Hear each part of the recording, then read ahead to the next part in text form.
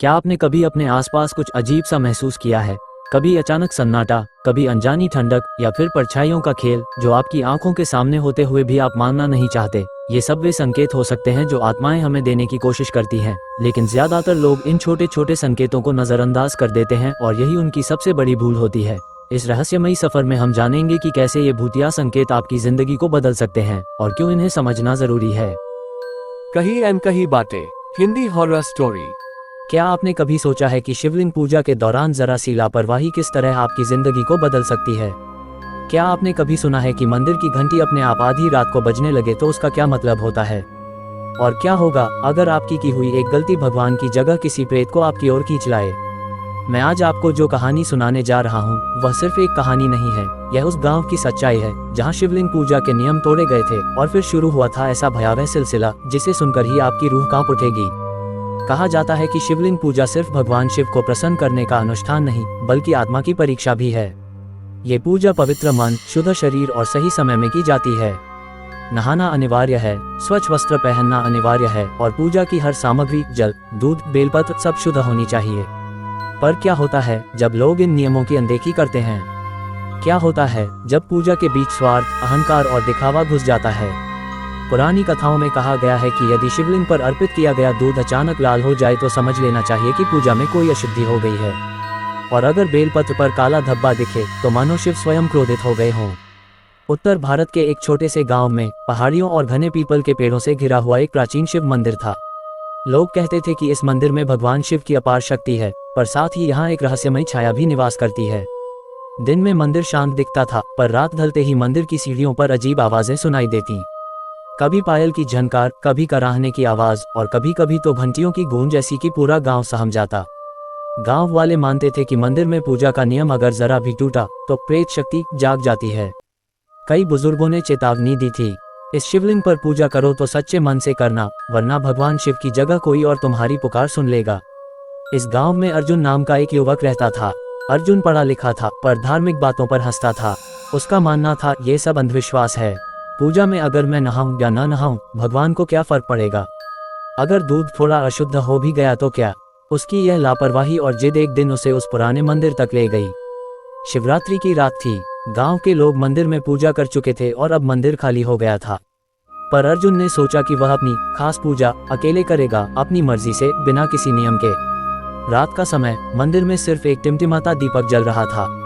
अर्जुन ने बिना नहाए, बिना स्वच्छ कपड़े बदले मंदिर में कदम रखा। उसके हाथ में एक बोतल दूध और कुछ बेलपत्र थे। जैसे ही उसने शिवलिंग पर दूध चढ़ाना शुरू किया, अचानक मंदिर की घंटी अपने आप बज उठी, ठन ठन ठन। अर्जुन ने हंसते हुए कहा, वाह, भगवान ने मेरी पूजा स्वीकार कर ली। लेकिन तभी उसकी आंखें फटी की फटी रह गईं। शिवलिंग पर चढ़ाया गया दूध धीरे धीरे सफेद से लाल होने लगा, मानो खून रिस रहा हो। अर्जुन घबराया, पर उसने अपने आप को समझाया, शायद आंखों का धोखा है। अर्जुन ने पूजा जारी रखी। उसने बेलपत्र उठाकर शिवलिंग पर रखा, पर अगले ही पल बेलपत्र पर काला धब्बा उभर आया और मंदिर के कोनों से अजीब फुसफुसाहट सुनाई देने लगी। नियम तोड़े हैं तूने, शिव ने नहीं, किसी और ने तेरी पुकार सुनी है। अर्जुन कांप गया। उसने चारों ओर देखा, मंदिर खाली था, पर छत से एक लंबी काली छाया लटक रही थी, धीरे धीरे उसकी ओर बढ़ती हुई। अर्जुन की सांसें तेज हो गईं। उसकी आंखें फटी की फटी रह गईं जब उसने देखा कि मंदिर की दीवार पर लटकती वह काली छाया धीरे धीरे लंबी होती जा रही है। दीपक की लौ कांपने लगी। हवा नहीं थी, पर लौ बार बार झुक रही थी, मानो कोई अदृश्य शक्ति उसके चारों ओर मंडरा रही हो। ये सब मेरा भ्रम है, अर्जुन बुदबुदाया। पर तभी घंटी फिर अपने आप बज उठी, ठन ठन ठन। उसकी गूंज सीधी उसकी छाती को चीरती हुई जा रही थी और अचानक शिवलिंग पर चढ़ा दूध पूरी तरह लाल हो गया। लाल, इतना गाढ़ा कि मानो ताजा खून बह रहा हो। अर्जुन के हाथ कांप गए। वह पीछे हटना चाहता था, लेकिन पैरों में जैसे जकड़न हो गई थी। मंदिर के बाहर पूरा गांव सो रहा था। दूर कहीं कहीं कुत्तों के भौंकने की आवाजें आ रही थीं, पर मंदिर की दहलीज के पार अजीब सी खामोशी थी, इतनी गहरी कि कानों में दबाव सा बनने लगा। अर्जुन ने देखा, दरवाजे पर खड़े पीपल के पेड़ की शाखाएं खुद ब खुद हिल रही थीं, जबकि हवा का एक झोंका भी नहीं था। शाखाओं पर बैठे कौवे कर्कश आवाज में बोलने लगे, कांव कांव कांव, पर उनकी आंखें लाल चमक रही थीं। अर्जुन के कानों में अब लगातार फुसफुसाहट गूंज रही थी, तूने नियम तोड़ा, तूने पवित्रता का अपमान किया, अब तुझे दंड मिलेगा। वह चिल्लाया, कौन है वहाँ, सामने आओ। पर जैसे ही उसकी आवाज मंदिर की दीवारों से टकराए, पूरे मंदिर में गूंज उठी, आओ आओ आओ। मगर यह उसकी आवाज नहीं थी। यह आवाज भारी, खुरदुरी और मृत जैसी थी। अर्जुन ने हिम्मत जुटाई और दीपक उठाकर चारों ओर रोशनी डाली।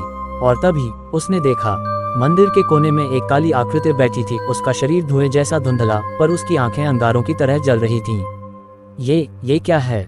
अर्जुन चीखा। उस आकृति ने धीरे धीरे सिर उठाया और उसकी कराहती हुई आवाज आई, मैं वो हूँ जिसे पूजा के नियम तोड़ने पर जगाया जाता है। तूने शिव को नहीं, मुझे बुलाया है। अर्जुन के हाथ से दीपक गिर गया। अंधेरे ने पूरे मंदिर को निगल लिया। बस वही लाल चमकती आंखें अब और नजदीक आ रही थीं। अर्जुन के दिल की धड़कन इतनी तेज हो चुकी थी कि मानो छाती फट जाएगी। वह भागना चाहता था, लेकिन जैसे किसी ने उसके पैरों को जमीन में गाड़ दिया हो। उस काली आकृति की परछाई धीरे धीरे लहराते हुए उसके चारों ओर घूमने लगी। ठंडी हवा उसकी गर्दन को छू रही थी। अचानक किसी ने उसके कान में फुसफुसाया, तूने दूध चढ़ाया पर अशुद्धता के साथ। अब ये खून बनेगा और तेरे जीवन की हर बूंद पी जाएगा। एकाएक दीपक फिर से जल उठा, पर इस बार उसकी लौ नीली थी। और नीली लौ में अर्जुन ने देखा, दीवारों पर कई छायाएं नाच रही थीं। कोई और वहां नहीं था, पर दर्जनों छायाएं हिल रही थीं, जैसे वे जीवित हों। उनमें से एक छाया अचानक दीवार से निकलकर अर्जुन की पीठ पर चढ़ गई।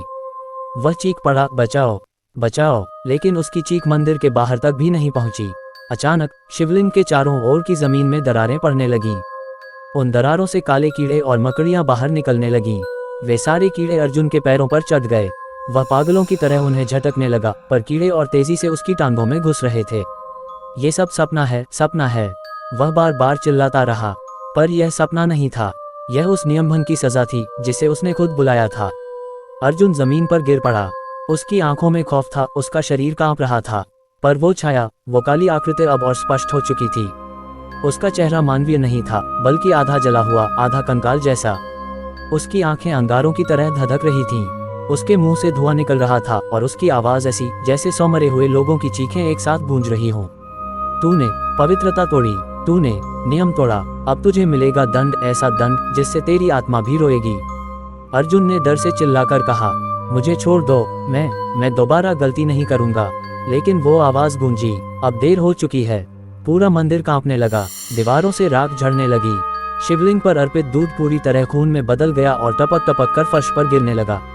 टप टप टप, हर बूंद गिरते ही जमीन से अजीब आवाज आती, जैसे कोई कराह रहा हो। दीपक की नीली लौ अब काली हो चुकी थी, और उस काली लौ में अर्जुन ने देखा कि मंदिर के कोनों से दर्जनों हाथ निकल रहे हैं।